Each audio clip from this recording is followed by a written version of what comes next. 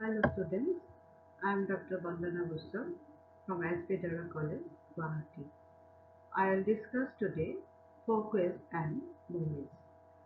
This topic is extracted from the chapter Social Organization and Disorganization of Unit 5 of 4th semester general paper, that is Sociological Foundation of Education. The Folkways and movies.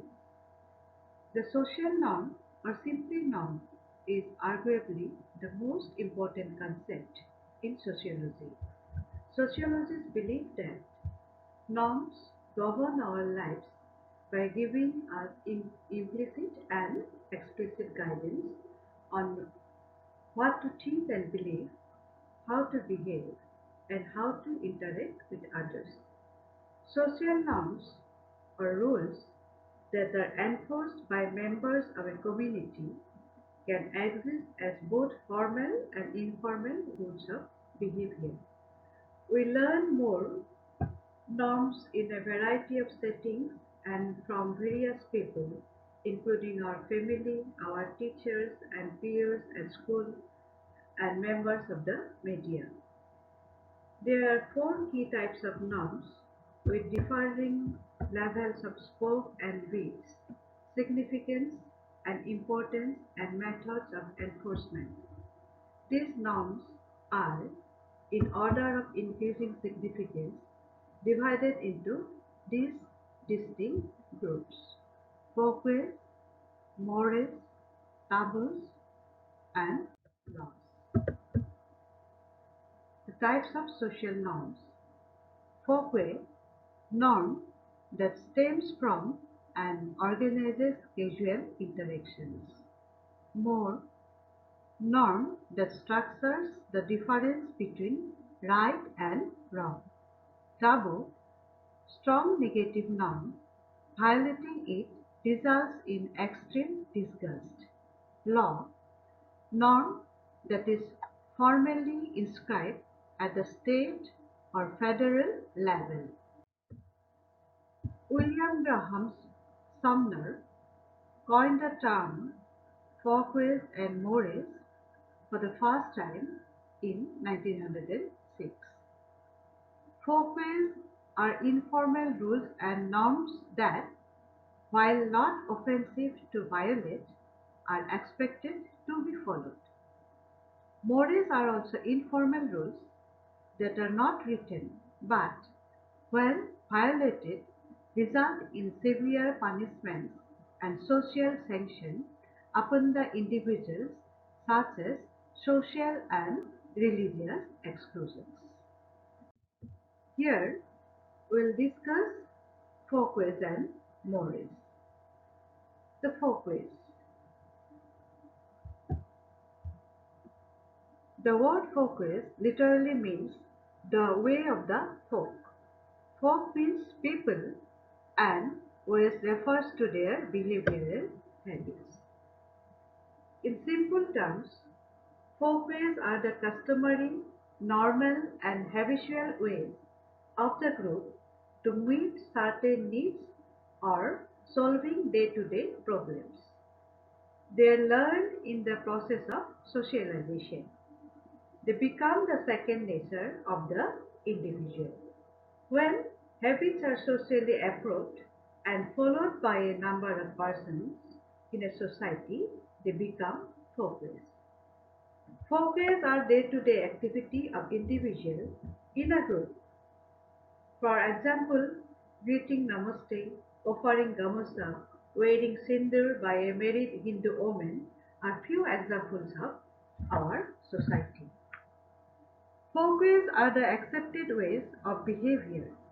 According to Graham Sumner, folkways represent man's unique means of adapting himself to the environment.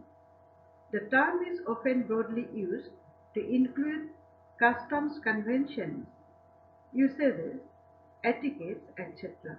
It includes several modes of behavior which men have evolved to meet the needs of their social life.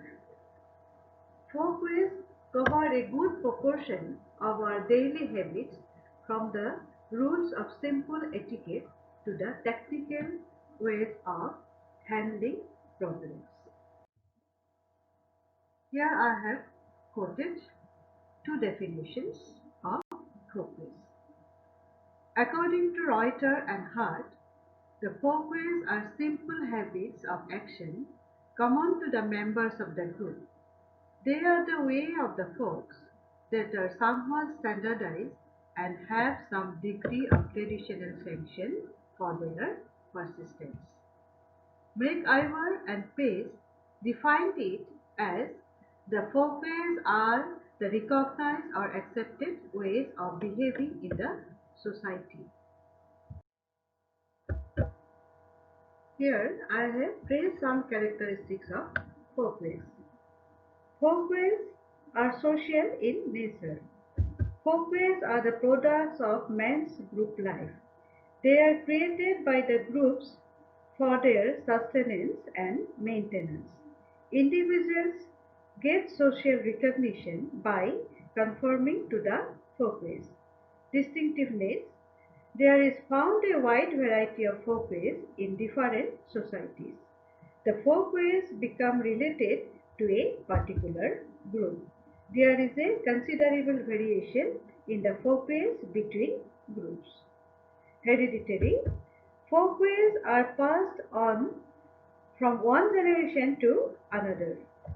An individual receives folkways from his ancestors. Approved behavior: folkways are the recognized ways of behavior.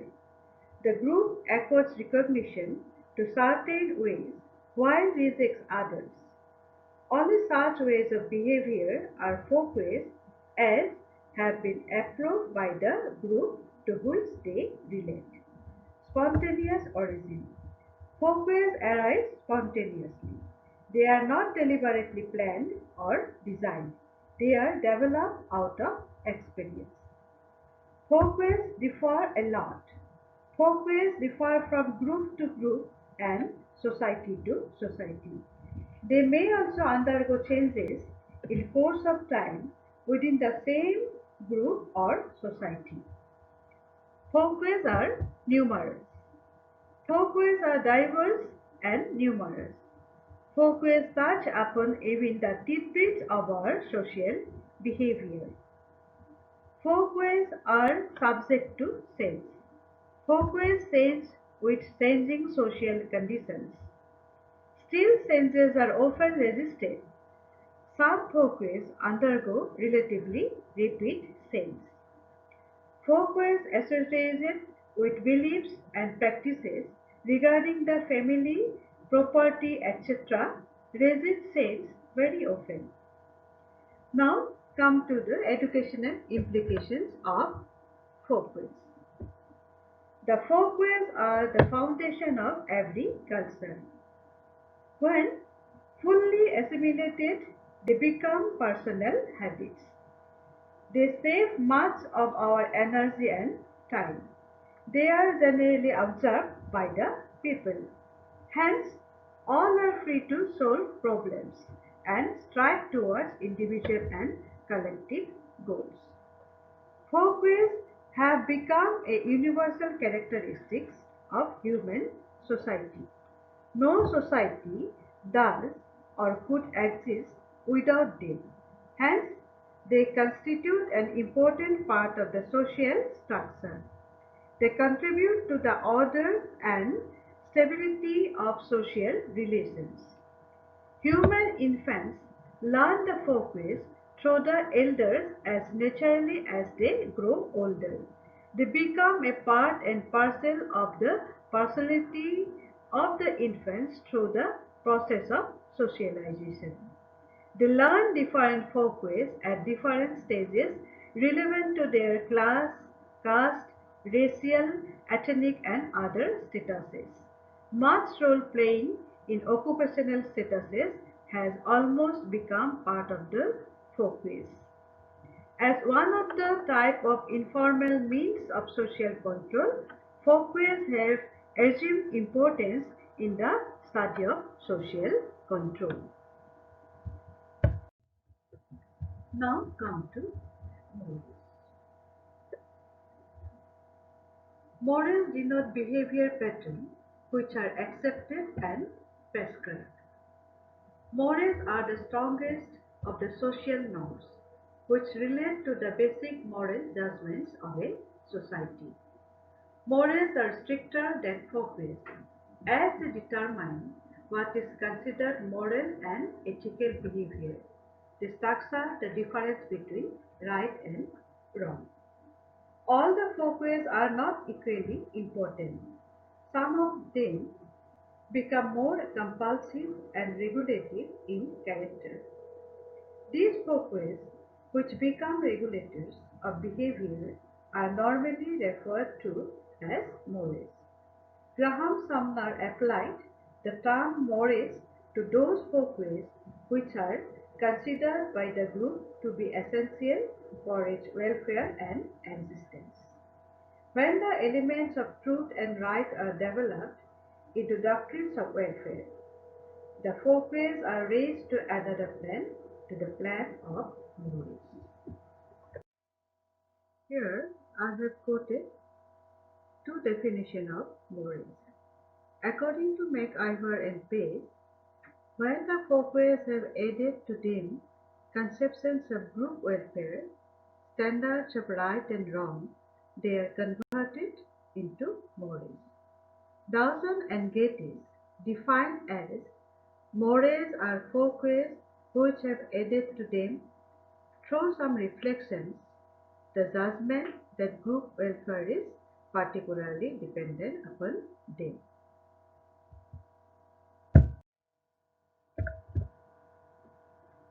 Now, let's discuss some characteristics of mores. Mores are the regulators of our social life. Mores represent the living character of the group or community. They are always considered as right by the people who share them. They are more compulsive in nature. They put restriction on our behavior. Mores are relatively more persistent. Mores are relatively long-lasting than ordinary folkways. In fact, they even become conservative elements in society. They also put up resistance to changes. Mores are backed by values and religion. Mores normally receive the sanction and backing of values and religion. When this occurs, they become still more powerful and binding. Mores backed by religious sanctions are strongly justified by people. Mores vary from group to group. Mores have not always been uniform. What is prescribed in one group is prohibited in another. For example, some practice strictly monogamy, whereas others practice polygamy, and so on. Further, what is right at one time may be wrong at another, and vice versa. The practice of sati was moral then, but not now. Slavery was regarded as right then and not now. Now come to the educational implication of mores. Mores determine much of our individual behavior. They both compel behavior and forbid it. They are forever molding and restraining the tendency of every individual. In other words, they are the instruments of control. The mores identify the individual with the group. By conforming to the mores, the individual gains identification with his fellows and maintains those social bonds which are essential for satisfactory living. The mores are the guardians of solidarity. The mores hold the members of the groups together. The members of the group, though characterized by the consciousness of the kind, are also competing with one another for the good things of this life and status. They are held in line by the constraints of mores. There is a sense of under effecting sense of unreflecting solidarity among people who share the same mores because their sentiments are aligned. It also implies that there is a sense of resistance and antagonism towards anyone with different mores.